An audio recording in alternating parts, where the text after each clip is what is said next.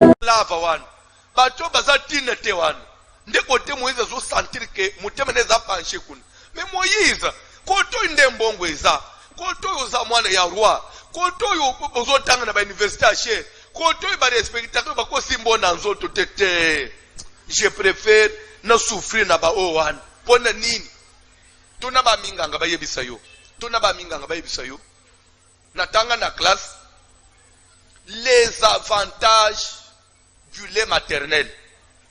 Les avantages du lait maternel. Dans le lait maternel, à part d'autres avantages, je ne l'ai pas tout ce temps-là, à part d'autres avantages, le lait maternel fait que moi, bébé wa libele ya maman, alinga adala attaché na maman na ye. Ce que boye baka pete, au moins ka bolingo etalaka entre bandeko.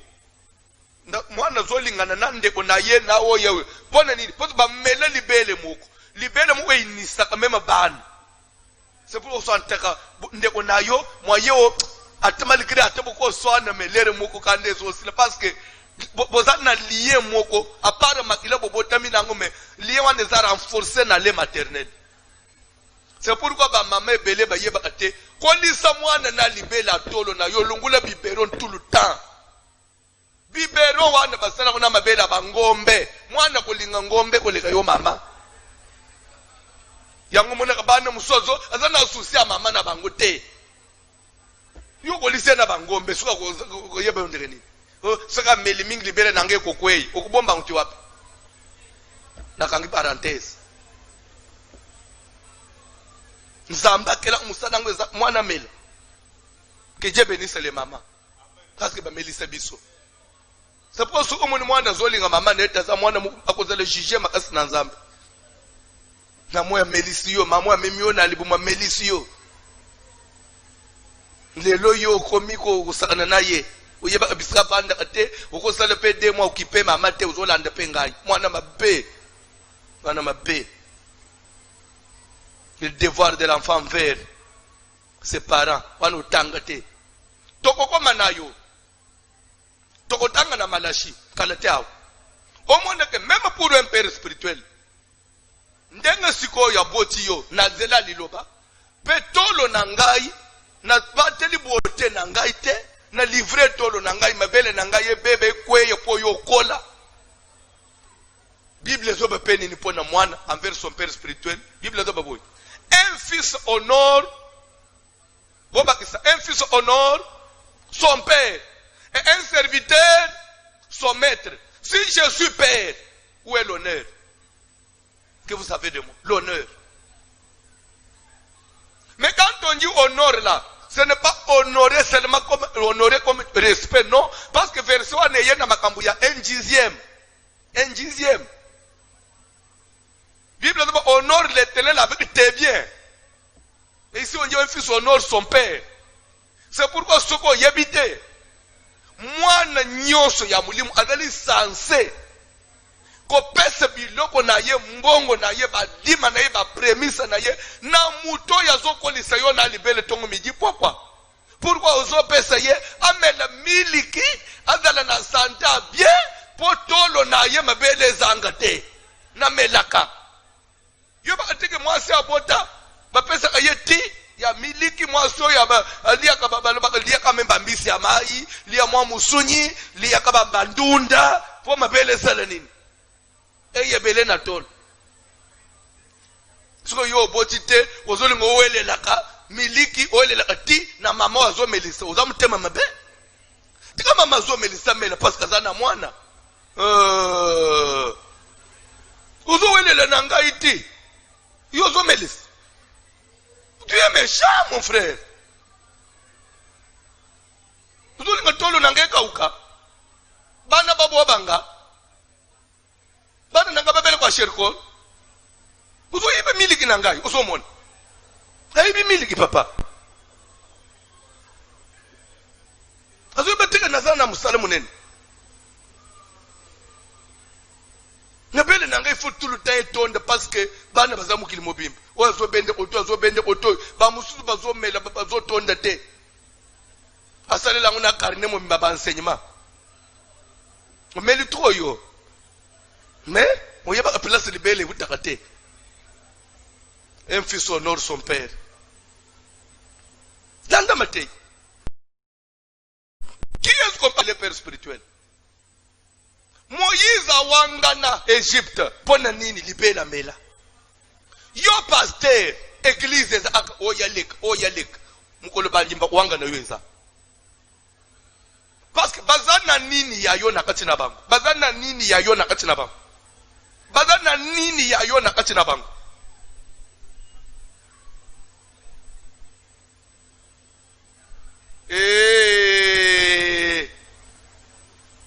Mwana falo bamelisela kayena basi mususu evangeliste mwana falo banani mwana falo ngisukala njima telera yo ka père spirituel alobi mwani bana bo respecter surtout za ba père spirituel père mutobota melisa kape suka kana kobota te faut la mesure père o melisa pe kokolisa. Et je vais vous dire quelque chose qui avait fait que Moïse atabasi balokotie na ndako ya Pharaon amele libela ba Égyptien te amele libela Égypte te eza nzamba lol ke ba église bazo melisa mu libele nini na yambi serviteur moko cette semaine azo papa nazalaki na akende ki mobembo na bandundu sala ba commerce azoko sambela na église moko alobi pasteur ya église wana ayimvita ki mutei moko mutei wana ya tei tellement kazo te itoko pasteur omaki des fois pasteur mukolo église azo ya te des fois tikali na ndako tikali ka mupai wana zo te mupai lera monika za ti mupai ya pesa vision onzamba na isingai jiwa de la chapelle matei de tozo sambela trois na ebite pona nini vision zozonga pasteur na bino za bien te njire aza suna nzambe te bo sambela mingi pona ye abwaki ka bongo lera silisi enseignement nzoka nde asa zwaki place apesi garantie kaka na mboka wana kobi mazobima abanji evre suko kotoyo bazo msomnika banji evre pembeni masapesi ki prophecy pasteur minuzamba za suna yete ndio monaka serviteur afanye l'église azo préparer abanda evre nakasavupu nazo banda bandoto bozo pesa mbongo l'église bozo mona teke bozo kauka bozo kauka bambongo bozo pesa bozo kauka dire père marche à père dans subiente depuis bozo pesa bozo kauka. Il est en train de préparer un coup ce monsieur.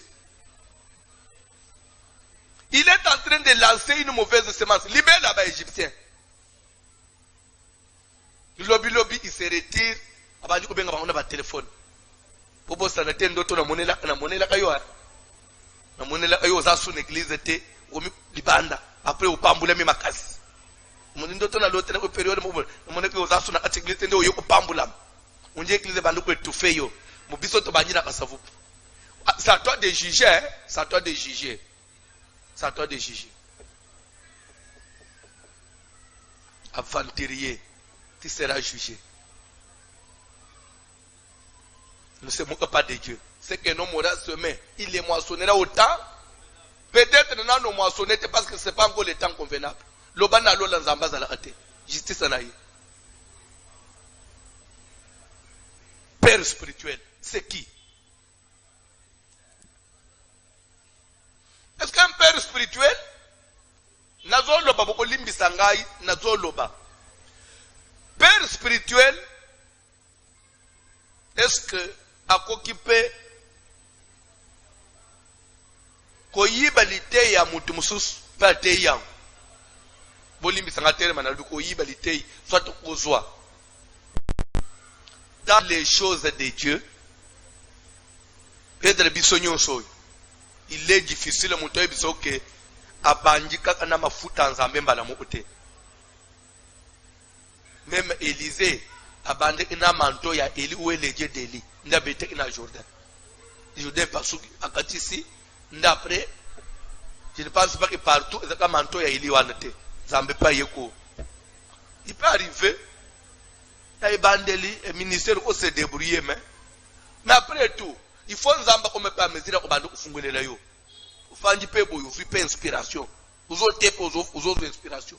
Te, yo podre te na exemple. C'est aux anato la liberté. C'est entre nous. Donc 10 ans il y a ministère, 5 ans il y a ministère. Donc yo aux aka copier-coller.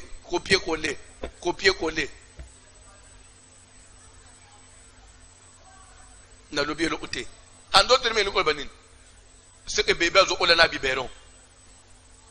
Les allées maternelles, ils ont biberon. Beaucoup de gens biberon. Biberon, ils ont boire maintenant beaucoup fort. Biberon. Il y a des gigos, des bandes vertes. Il y a des kobele. Ah, bah comme tu as serré là, on a biberon. Keba. Banyingisi pio mwana somel. Mwana za mwana kuyeba ndenge nini kisa serela kazabela ngai. Ezaka mwa solo amiliki muke, meza serela. Musu soja. Mwa miliki ezaka lutu moko. Po epesa mwa solo. Père spirituel. D'abord, c'est lui qui a la semence. C'est lui qui donne la semence. Pas seulement la semence, il doit avoir le lait maternel pour faire grandir.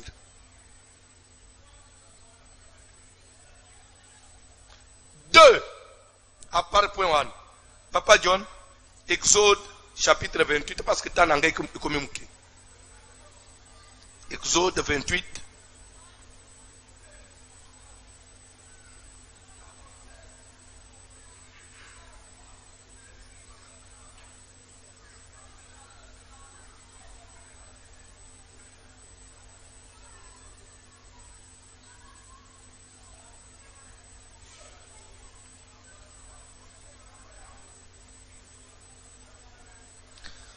Ozobanda temps ezamuke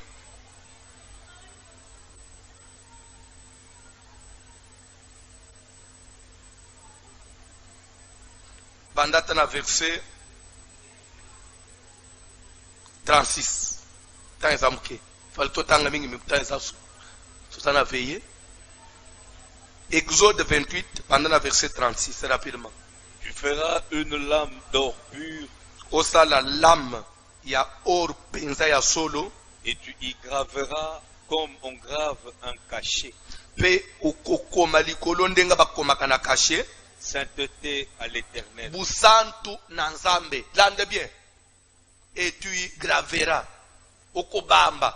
Na lingale lingo banini? Okobamba. Hein?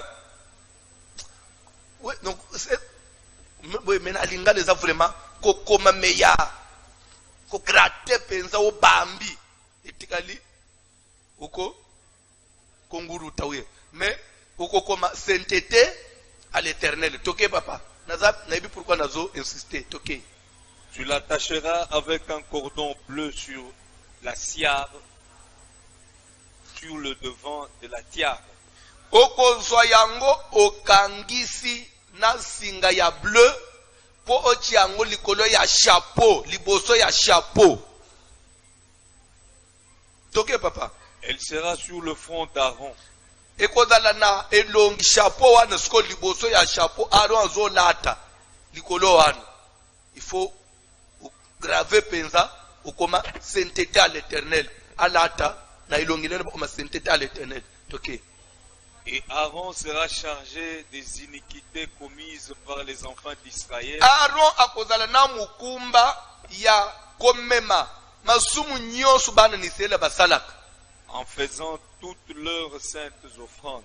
Lere bazoya kopesa ba ofranda na bango nyoso ya bule pa fara epa ya Aaron. Yesu kozomema mikumba ya masumu na bango. S'il vous plaît.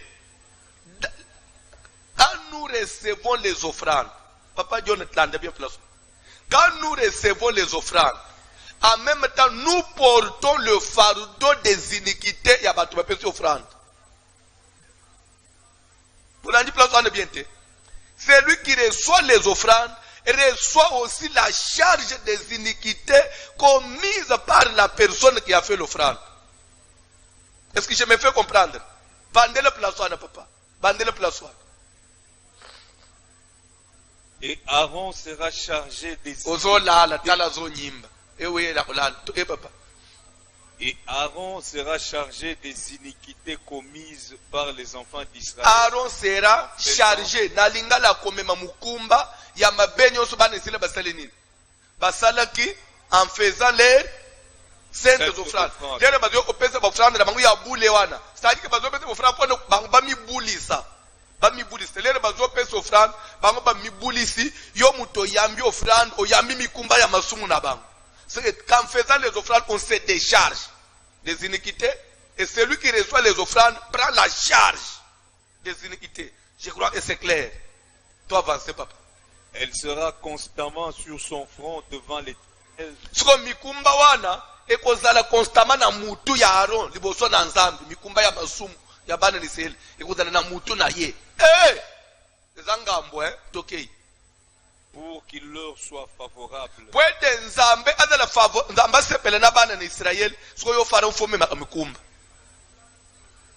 Tu feras la tunique de mais dis-moi sikoyo ye Aaron akozala likolo na elongi bakomi sainteté à l'Éternel. Pourquoi bachangu na elongi pe au devant? Ça que l'air sikoyo yo mwana na nzambo ozo po pese ba offrande wana ozo mona ye ke sainteté, c'est-à-dire que o musantu anzambe. Homme santo yanzambe. Ça veut dire qu'un enfant de Dieu, les raisons vers un père spirituel, il faut que père spirituel parle celui qui inspire confiance. C'est ça, qui inspire confiance. Sainteté à l'Éternel. Mais même si, l'endroit bien, je suis clair, même si au-dedans de lui, il n'est pas saint comme tel, mais ça a été gravé sur lui. Vous comprenez? Busanto ana babambie à cause il y a un rôle à jouer. Parce que c'est un homme qui a aussi ses faiblesses, mais bako bambaye busanto ne longi. C'est pourquoi il est écrit, tu regarderas les sacrificateurs comme étant, on dit comme étant, on dirait à Zalakaboulé. Dans la Bible, qui est père spirituel? Tu feras la tunique de fin lin. Tu feras une tiare de fin lin. Et tu feras une ceinture brodée. Pour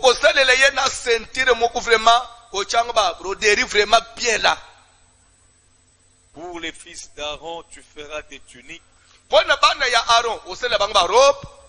Tu leur feras des ceintures. Et tu leur feras des bonnets. Pour marquer leur dignité et pour leur servir de parure. Et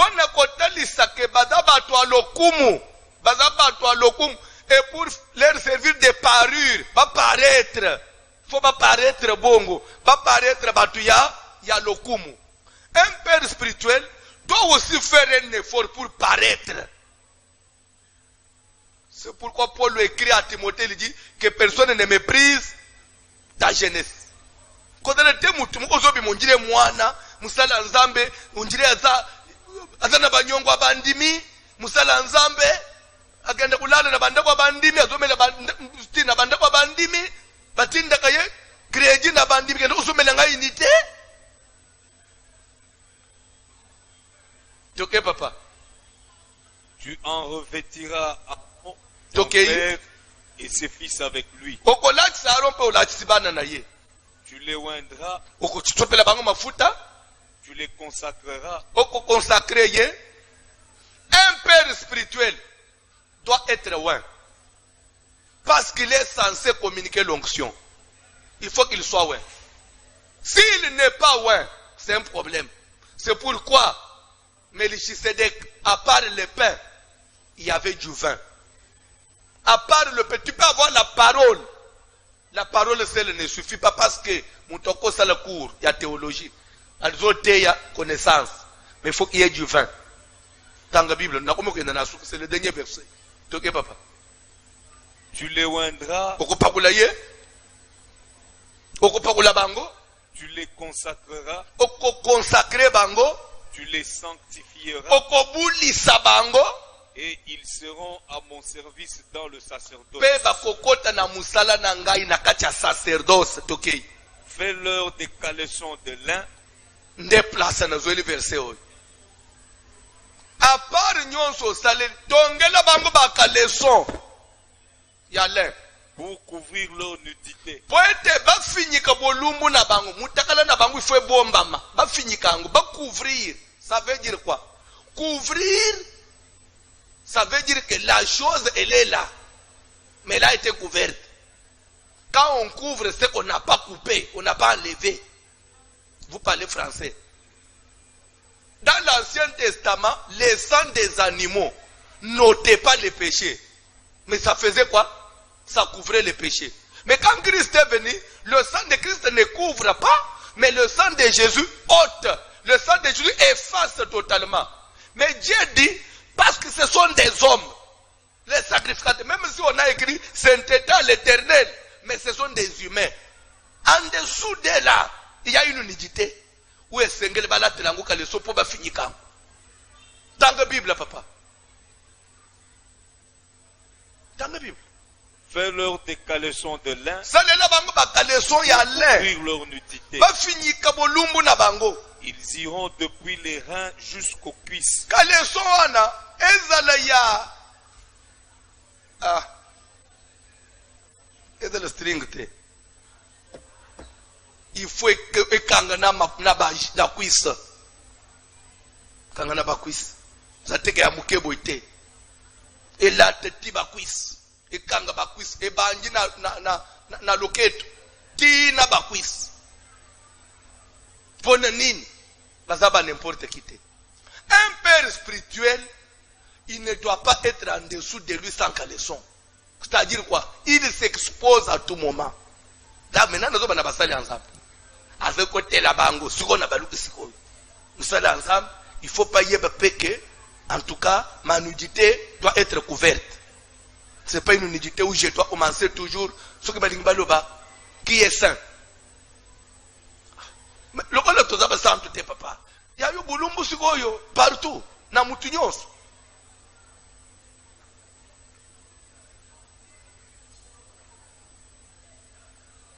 Père spirituel, il faut pas à la mutu azobeti ça batuma ba tout moment. Il a aussi un devoir. Il y a pour ça que bana badala tout le temps maudité. Parce que à cause il y a exposé nudité. Il y a Noé, Chama azo inine, malédiction. Un père spirituel ne doit pas toujours tout le temps faire que bana bazala l'air ce qu'on va critiquer ce qu'on va malédiction. Mais qui les a entraînés dans la malédiction? Même si on est des humains, mais portons des caleçons. Il y a manches longues pour couvrir notre nudité. Pasteur moko, père spirituel. Ake olanda mutu anyongo. Papa na bino aza wapi? Papa na biso akei aza na bara akei omela masanga na baro. Baro wapi pesi adresse. Akei ti akomili boso ba. Atali azomona yete. Atali azomona yete. Parce qu'il ne fallait pas foutre un ndaku. Vraiment, il a besoin de mbongo wana. Asalite na kota. Akoti sko na bar. Tala boya moni sko vie wana. Ba ye wana. Akusa ni malimba ye papa. Pardon. Tala na bisiko koti singai. Na ye na zombongo wana parce que kolonda ozochenga makilele makasi. Wana pe alibite papa. Antonio so nazeki na ngwawa asina dépenser na masanga fanda mukekasi na sisa weza na ver tokenda ndako na pesa yo papa pe asali nini pasteur afanje papa ufanje ka boy ba peso ate mo ope masanga teme le rôle au lobby pour n'a plus me bénédiction te papa somoko ba il papa moko papa betia siko kalikile masango ya omela kala omela kalikile na tozao mbula na mela na yebite siko salerere atandambo affaire omona ndenge obwaka yo le papa betika amoko papa bosani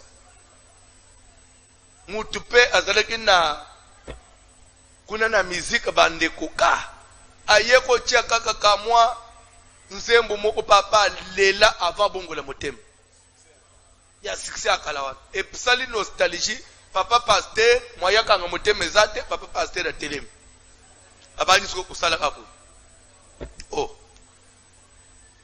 mama moko pe na mutu na ye bazaki na ba bamela mais aza mungi ya église papa pasteur mais bangimo babonga na bien te wana ana prière mais amela atalo o amoni na piste wana nje papa pasteur na biso nde apusani yepe asane tazobina mama wana mais apusana tale bien pasteur tali pensa ko azaye apusani tipembei po papa pensa mona yi papa amoni abeti kara aza deja moi vertige apusani tina litoi mutu na nzamba leloi mutu na nzamba patele alléluia te au a continuer kopine pour dire alléluia suka kawapi l'église ya yo alléluia yena nguti au prier père to ko balobi bayembi bozo kanti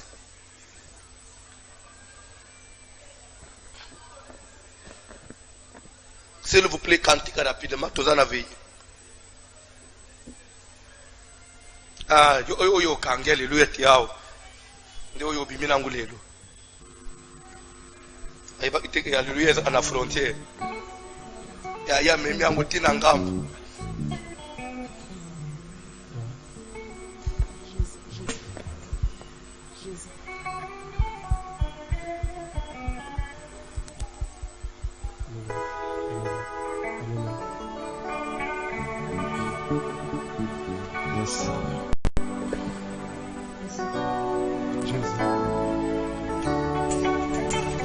Matani Malia makambila Yesu ne Matani Malia makambila Yesu wanzani Matani Malia makambila Yesu ne Matani Malia makambila Yesu wanzani Hallelujah Yesu mwewa mwikala kwele Nungu Lazaro kama mwakufa mwale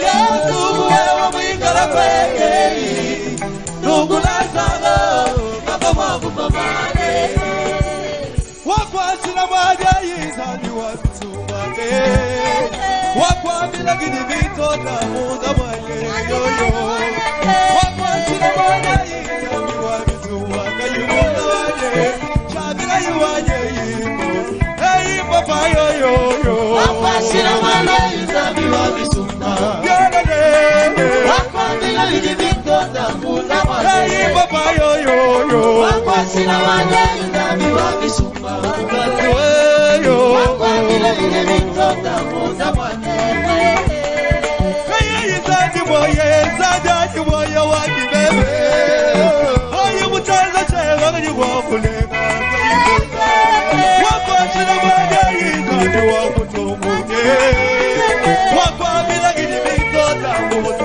Hey papa yoyo Kama we Wakwasila gini vitota muza mwale Hey papa yoyo Wakwasila mwaja yizani wakisumba Kama we Wakwambila gini vitota muza mwale si Dieu nous prête vie lobi eza samedi lobi na pokwa je vais na koparachever na place ya père spirituel dimanche nazolobela maintenant parce que il y a père spirituel simple et il y a des pères spirituels qui ne sont pas seulement des pères spirituels mais qu'on appelle les zéros spirituels. Dimanche, je vais parler sur les zéros spirituels.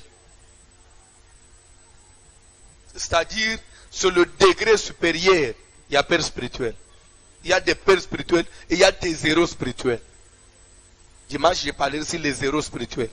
Après, ce qui est aussi le dimanche, et sur le lundi, on a pas dit maintenant sur vos jeunes gens auront des visions.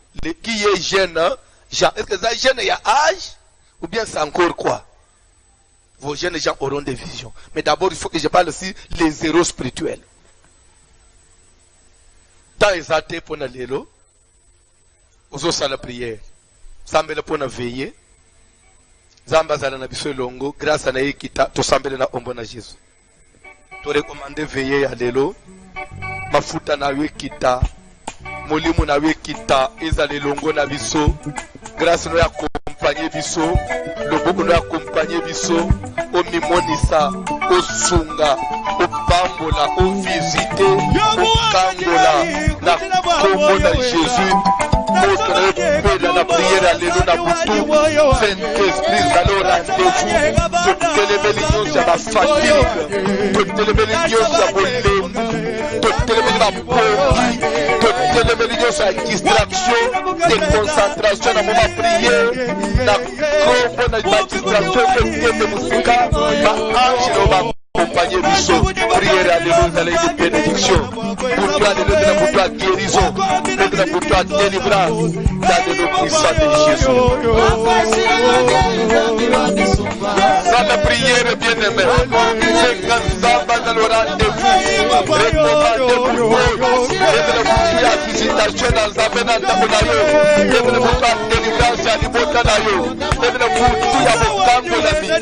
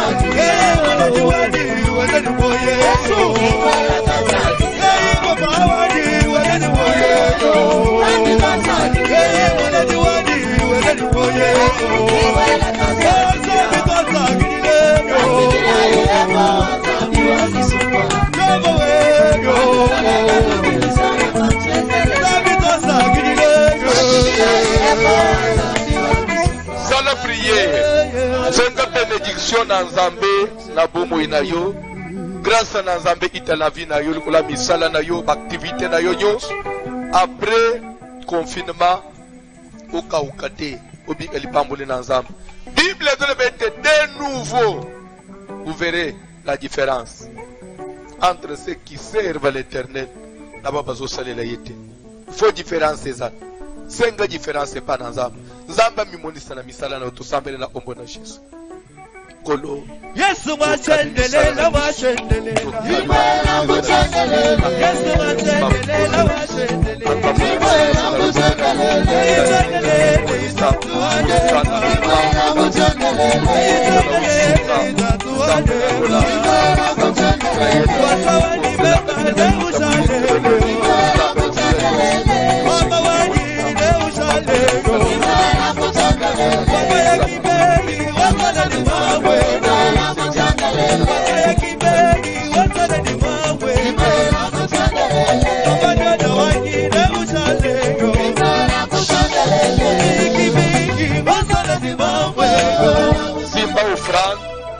Simba offrande, je crois, et ça na programme moko parce que d'après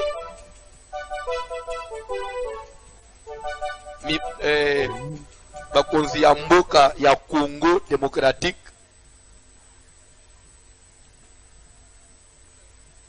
réouverture ya ba église liée de culte ba rassemblement religieux ils allaient autoriser à partir du 15.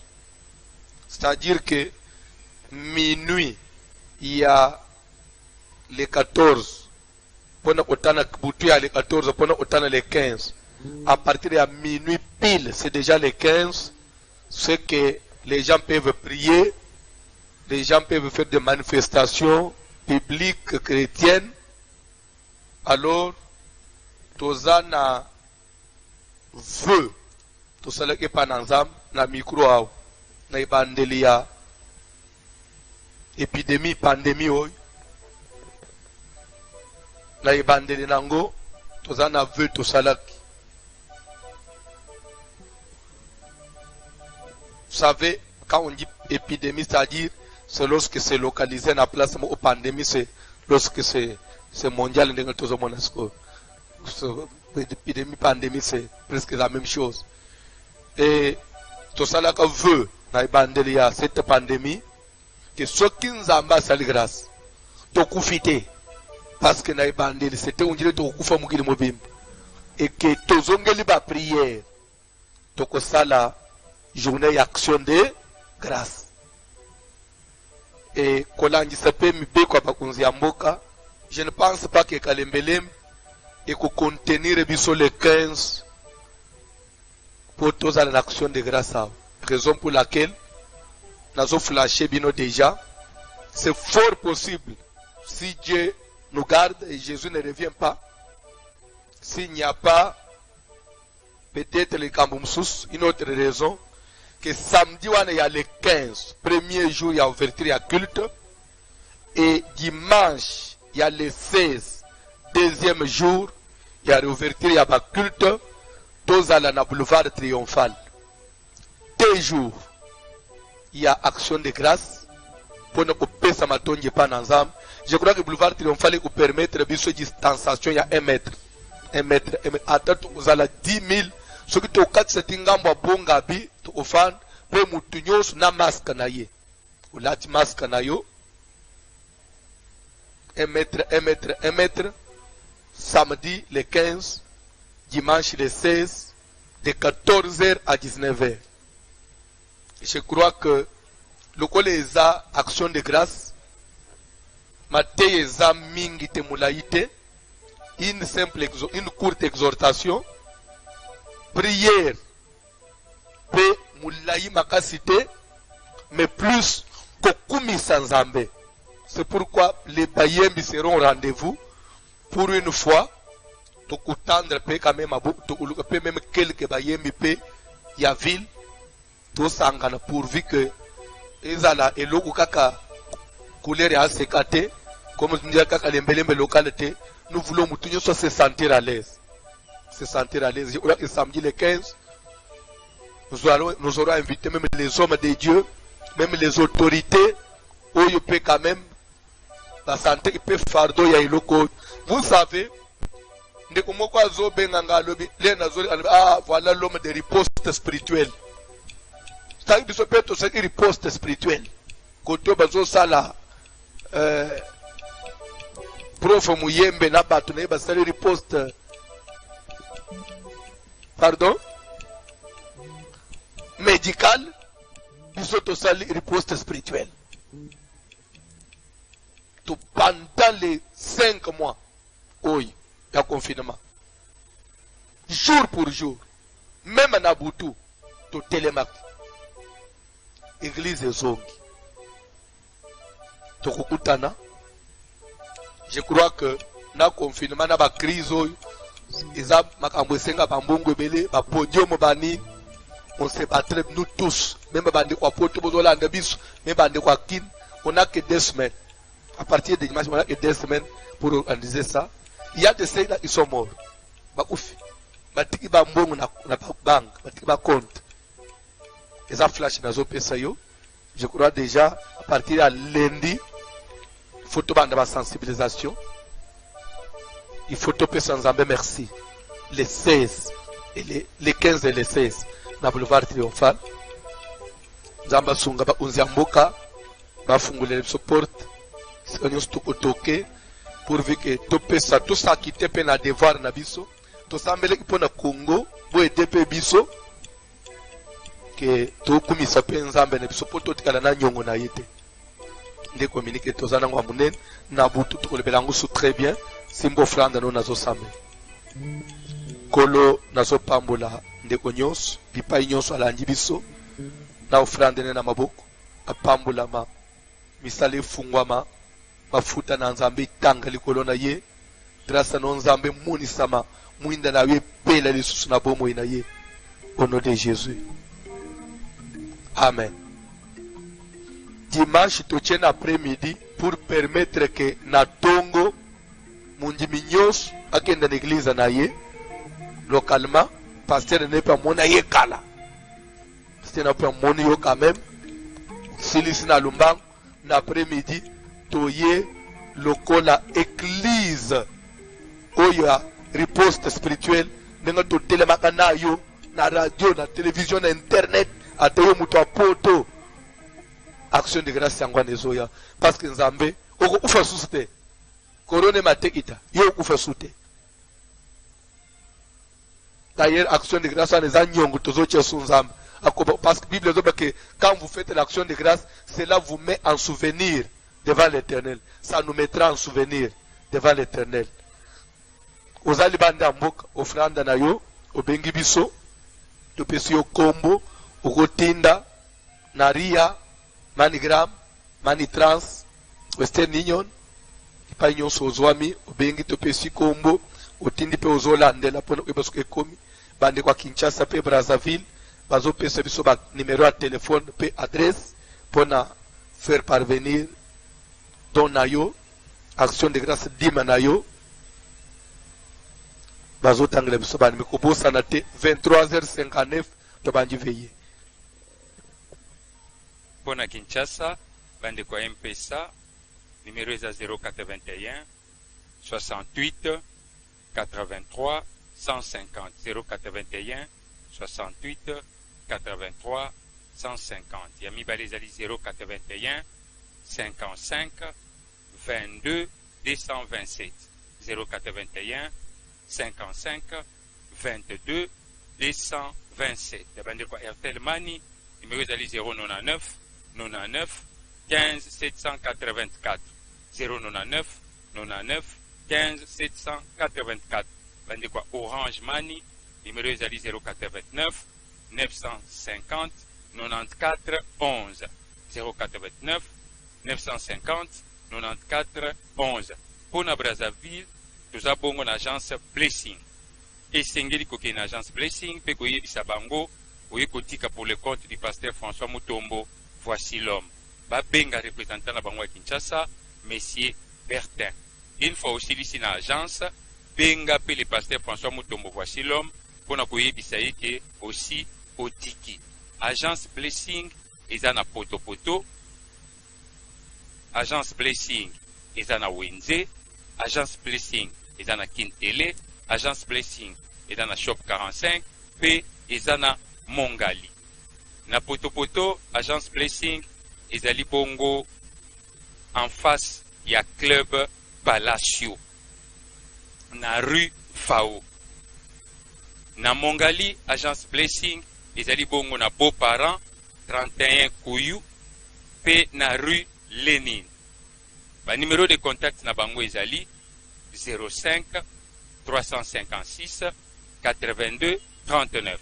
05 356 82 39.